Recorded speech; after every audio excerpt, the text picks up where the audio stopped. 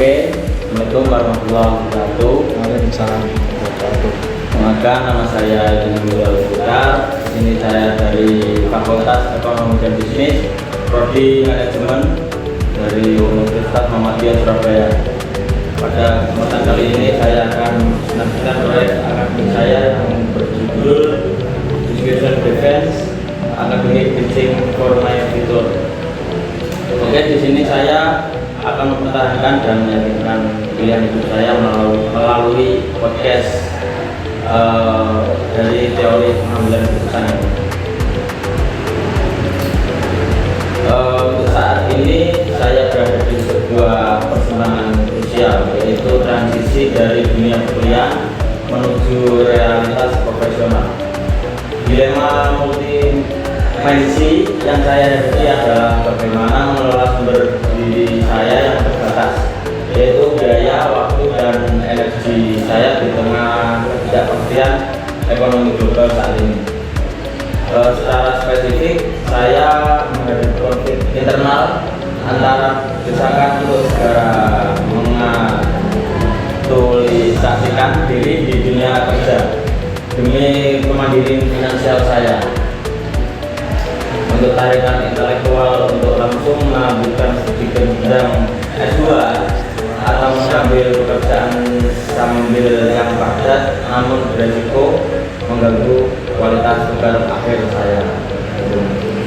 Terus untuk alternatif atau opsi dan analisis resiko saya dalam menganalisis ini, yang pertama ada jalur domestik dan hemat. Di sini saya tetap dekat dengan keluarga untuk menghemat biaya hidup saya. Jadi nggak terlalu banyak untuk mengeluarkan uang. Namun paparan global terbatas. Untuk jalur internasional, melanjutkan studi ke luar negeri, jalur impian yang menurut kemampuan bahasa dan jaringan global, namun probabilitas keberhasilannya sedang rendah karena persaingan ketat dan resiko stres yang tinggi saat ini. Dan sekarang lagi kejar-kejar masa depan, kejar-kejar ekspektasi orang tua juga biasanya itu kan. Kalau nggak sesuai kan bisa menyebabkan ini juga mental stres juga bisa. Pasti itu. Yang ketiga ada jalur profesional atau langsung kerja. Ya. Di sini membangun portofolio real saya. Jadi mendapatkan penghasilan dan merasakan tekanan pekerjaan di luar kuliah. Di luar kuliah. Oke. Paham untuk saat ini. Nah, untuk action plan-nya di sini saya melalui evaluasi ketat dari hasil UTS kemarin. Ya. Jadi keputusan akhir yang saya pilih sebagai prioritas utama adalah mengintegrasikan diri ke dalam dunia kerja segera setelah kelulusan S1. Jadi di sini saya memilih langsung bekerja, bukan melanjutkan S2 terlebih dahulu. Oh, oke. Ya. Boleh saya tanya, Pak? Boleh. Oke. Tadi kan saya dengar Masnya ini lebih milih bekerja setelah S1 ya. Padahal sekarang kan S1 itu lebih banyak langsung S2. Betul kan? Ya, lalu betul. kenapa alasannya? Gitu. Di sini saya menjawab dari pertanyaan Mas Ilham ya, karena Siap. di sini saya juga harus bekerja. Jika ditinjau dari pendekatan rasional, saya itu mengukur dari biaya peluang dan ketersediaan sumber daya saat ini. Gitu. Jadi untuk untuk melanjutkan S2 kemungkinan saya berpikir 2 kali, Mas Ilham. Kenapa itu? Karena berdasarkan analisis kesiapan kerja saya, probabilitas sukses saya untuk mendapatkan pekerjaan berada di angka 60-70%, Mas Ilham. Lebih besar. Iya, di sini saya menunda dulu untuk S2-nya. Itu bukan berarti berhenti untuk Berarti ada pandangan masih ya, iya. cuma lebih mengutamakan pekerjaan. Bekerja dulu. Baru Mungkin S2. kalau apa ya? Kalau sudah bekerja dan kalau mau ngambil S2, tetap saya ngambil S2 gitu. Oke. Lalu apa sih resiko terbesar dari keputusan yang masnya ini bilang? Soalnya kan cukup panjang dari ceritanya. Iya. Lalu bagaimana jika kondisi ekonomi itu berubah atau masnya ini mengalami stagnasi karir karena kalah bersaing dengan lulusan S2? Oh, oke. Ya.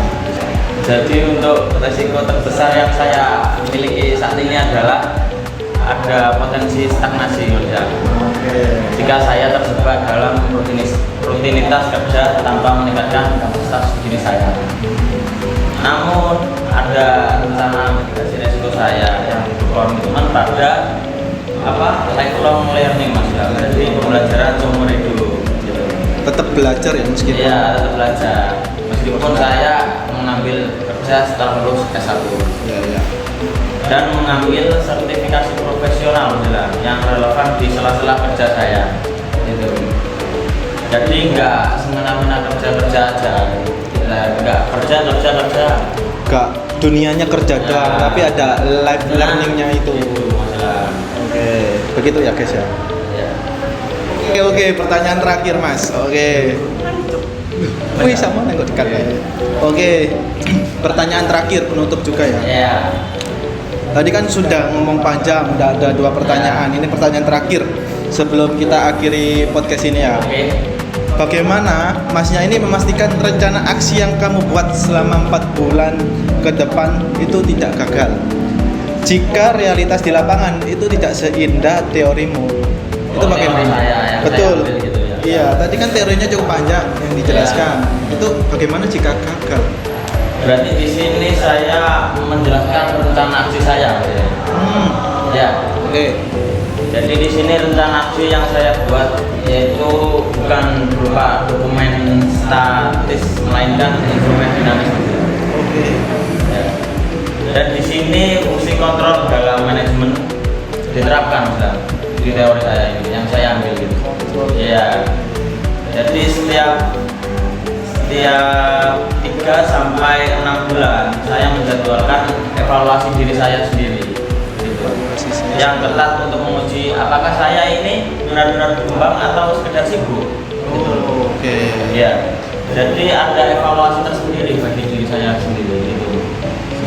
Oke, cukup bagus. Terus untuk indikator pencapaian tidak terpenuhi, saya akan menggeser arah mana rencana alternatif yang adaptif, yang lebih adaptif. Lebih adaptif. Iya. Kalau itu indikator yang kurang terpenuhi, jadi saya akan menggeser diri, menggeser arah. Selalu adaptif ya dalam perubahan. Oke, untuk sesi terakhir ini kita akan mendengarkan refleksi dari keputusan Mas Ilham Zulfikar ini. Oke, baik. Monggo, dipersilakan. Mungkin ini sebagai penutup juga, Mas Ilham ya. Oh iya, penutup juga teman-teman. Di sini saya menjelaskan untuk refleksinya sebagai penutup proses penyusunan analisis dan diskusi section defense ini telah mengubah paradigma saya secara personal mengenai arti sebuah masalah. Dan di sini saya belajar bahwa masalah bukanlah hambatan yang harus dihindari, Mas Ilham. Oke, saya setuju, sepakat. Dan melainkan variabel yang harus dikelola dengan pendekatan manajerial gitu. Jadi perubahan pola pikir diri yang saya miliki yang tadinya feeling based berdasarkan perasaan menjadi data driven yang berbasis data. Oke, Gitu. rasional berarti. Iya. Dan di sini memberikan saya ketenangan yang luar biasa dalam menghadapi ketidakpastian di masa depan yang akan datang. Gitu. Oke, cukup menarik. Untuk teori pengambilan keputusan itu bukan dilakukan untuk di dalam ruang kelas saja.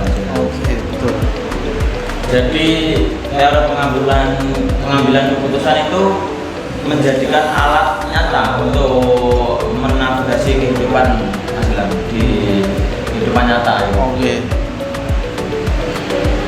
Jadi di sini saya belajar untuk tidak menjadi hanya apa ya, decision maker atau membuat keputusan, tapi di sini saya juga menjadi apa ya, menjadi apa, decision defender yang siap mempertanggungjawabkan pilihan hidup saya di era sekarang ini.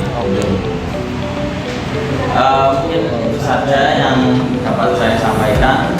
Terima kasih juga kepada dosen pengampu saya, Bapak Boni Adityawan Mulyana, yang selama ini menjadi dosen mata kuliah saya.